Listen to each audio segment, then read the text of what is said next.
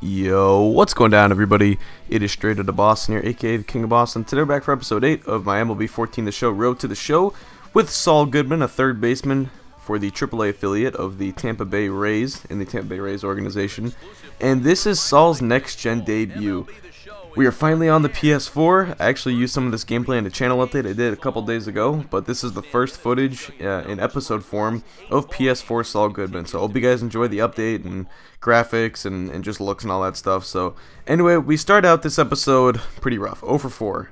Not a great start, but the next day we're going to come back, we're going to look to rebound. Bottom of the second inning, first pitch, we're going up against the Gwinnett Braves, and we take that one to deep left center field. That one's going to get all the way to the wall on one hop, bounce in there, and it's going to be a double for Saul. So the theme of this episode is really going to be inconsistency, and you'll notice it throughout the video, especially when you get updates with, you know, our last 10 games and stuff like that. You're going to notice a lot of offers followed up by a lot of 2-hit games, followed up by more offers, followed up by another multi-hit game, stuff like that. It's a lot of inconsistency and a lot of, you know, whatever the, I mean, I guess I wouldn't say BABIP, but, you know, a bit of luck, and I think just struggling to find consistency and struggling to find kind of a rhythm here in AAA is what's holding us back from kind of being ready for the next level. And I think we do have steps to take before we do get called up to the majors. And, you know, spoiler, it's not going to happen this episode. We've still only been in AAA for a couple of weeks now. And we still have some steps to take. We still have some progression to make before we kind of are, you know, are ready for the next stage in our career. One of those is plate discipline. Now, you've seen in these last 2 games that I'm not showing any clips from, we actually worked 2 walks. Now, that's something I really want to focus on moving forward, and just look at those last appearances. You got games where we hit, you know, 3 for 4, whatever, then 0 for 4, and it's a lot of that stuff in terms of consistency. But back to what I was saying about plate discipline. You know, if in MLB The Show, you know, ever since I started first playing the game 6, 7, 8 years ago, whenever it was, I've really never been one to take pitches. I usually just am kind of a free swinger. I don't look for my pitch too much. But that is something I want to work on with Saul Goodman. Playing with the hitting difficulty on Hall of Fame now, they do throw more balls, especially when we get to the majors. You know, we'll work a lot. We'll be able to work a lot more, you know, counts, a lot more at bats and stuff like that. I've noticed in the franchises that I've played or whatever, in the regular games, that in, you know, MLB pitching, they throw you more balls. A lot of the time with lower overall pitchers, they just throw you straight strikes over the middle, not a lot of movement, stuff like that. So that's why we've been swinging away a lot in the minor league systems. But once we get to the majors, they're going to start, you know, pitching around us a little bit more, figuring out how to pitch to us. So I do want to be able to work on working counts, not just trying to work walks and get our OBP up, which I think is a very important stat for a hitter, but also because if you get ahead 3-1, a guy's going to throw you a pitch, you know, he's going to throw you a 3-1 fastball over the plate, which is a much better pitch to hit than a, you know, a first pitch changeup or something. So, you know, there's a lot of, I guess, pros to just, you know, working counts, being patient, and you know, with the bump in the hitting difficulty, I think it's going to be a little bit easier now. They're going to start to throw us, you know, throw us less strikes, throw us, you know, off the plate, on the edge, on the corners, stuff like that, and it's going to be more enticing to lay off pitches than in previous, I guess, in previous episodes. So that's something we're going to be looking to work on. Is one of the ways that I do want to get better as a hitter before we reach the major league level. Right now, my goal is I want to be able to come up for Tampa Bay in the stretch run. And now, you know, another thing that I want to get better at is defense, and the defense is getting there. We started out, struggled a lot on defense, lots of errors, not a lot of range, just kind of being a liability, to put it lightly. And since we got traded to the Rays, we're kind of in a situation where we're not going to be better than Evan Longoria at defense, but just based on my previous experience with, you know, a game like MLB The Show, I think what's going to end up happening, my prediction is, we end up getting the full-time third base job. Longoria moves to DH. The Rays don't really have a full-time DH. In real life, they've been DHing David DeJesus a lot, at least in recent games. They played a 3-game set with the Red Sox about a week ago or so, and you know, in those games, DeJesus, I think, was the DH in 2 or 3 of them. So anyway, they don't really have a full-time DH. DeJesus is not your typical DH. I think Longoria is going to transition into that. Now, Longoria is a Gold Glove caliber third baseman, but the game's not going to care about that. They're just going to put us at third base because your road to the show character will never DH, which is silly because Saul Goodman's the perfect player to DH in a situation like that. But if we're going to be playing third base, our defense needs to get better.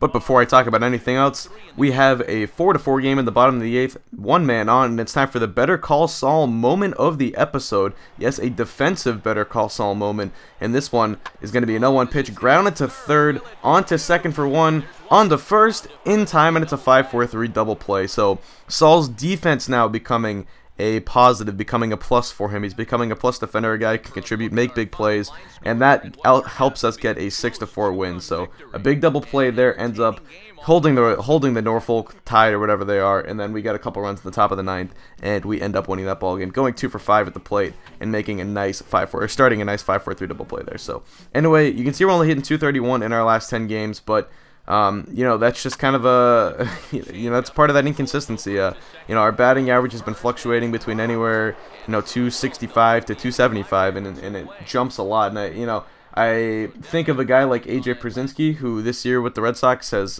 been a really streaky hitter.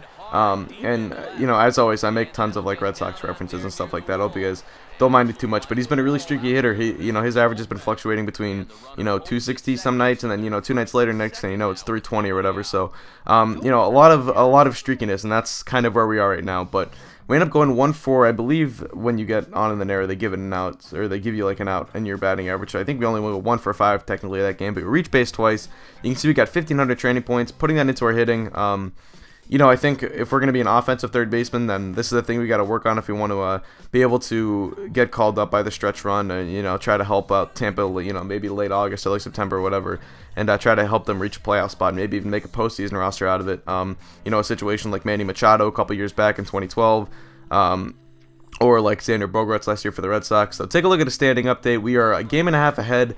It's a very tight division. No really good teams. We're only 2 games over 500, but it's good enough for first place, and that's what really matters. So we're 3 for 16 in our last couple of games. But we're looking to get back on track. That's a single into right field for a base hit. Runner is going to be held up at third. You almost always see the runners get waved around in those situations, but it's probably a good idea to hold them right there. So we get a nice little single. Now top of the 9th, 8-4 is the score, going up against the Buffalo Bison, I believe they are. And that one is going to get down. Center fielder decides not to make a diving play there. I believe they were up 4 runs. That's probably the smart idea. Play it safe.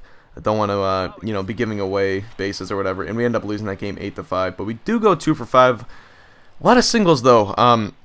And I do want to start hitting for more power. I don't think we hit a single home run this episode, and you know, we only had a handful of doubles or whatever. So it's you know, that's something I want to work on. We're hitting 4th in the lineup, so power's got to be something you provide out of that 4th spot. I don't know where we would hit if we were called up today to Tampa. Probably bottom half of the order, but still, if our future is as a middle of the order type of player, we're going to need to develop power at the major league level, and not necessarily home runs. We don't have to be a 40 home run type of hitter. That's never what I envisioned Saul as.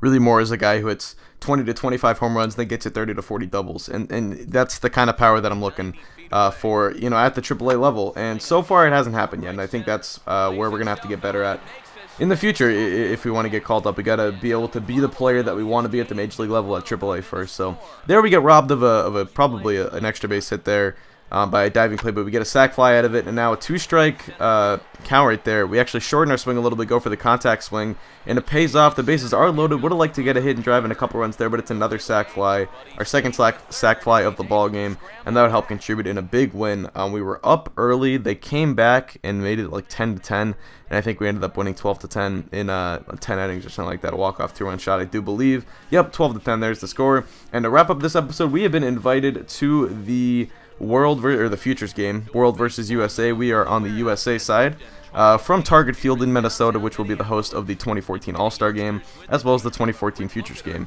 among other events. You can see we're slotted in hitting 5th for the USA Futures, right in the middle of the lineup. So people see us as a power hitter, and like I've been saying, that's something that we need to you know, get better at before we even think about getting called up to the next level. So I'm going to be showing you guys pretty much every play that Saul was involved in this game, but none of it was too impressive. You can see we kind of flare this one out into left field, but left fielder's there for the catch, and we start out this ball game 0 for 1.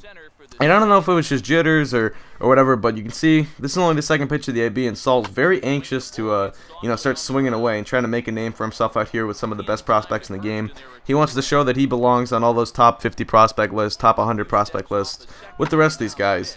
And so far, not really doing it. 0 for 2, and then a bad play defensively right there. Doubt he would have been able to get to that ball had he dove properly. but still making a fool out of himself, just looking silly, and that is not what you want to see. Top of the 6th now, 4-3 is the score. Finally a bright spot.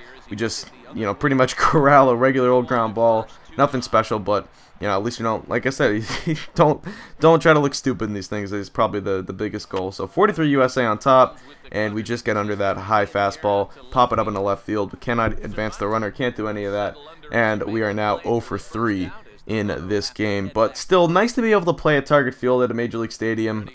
It's good to get acclimated to playing in front of 40,000 people, which is something that Saul's gonna have to do at a regular basis once he gets called up, and whenever that happens. So it's good to kind of get these experiences and get used to playing in front of these type of people, in front of these type of crowds, and these big stadiums, which you never get at the minor league level. So another at bat here. This is actually going to be a 4-6-3 double play. A really bad day at the plate for Goodman, but you know what? It's all good. The stats don't count. Really doesn't matter. And in hindsight, this game is just going to be a good experience over anything else. So the world comes away with a 9-4 victory. Saul goes 0 for 4. Really, like I said, a rough game, but in hindsight, it's not going to matter, eventually, so to say. So anyway, that's going to do it. Thank you guys for watching episode 8, and as always, I am out. Peace.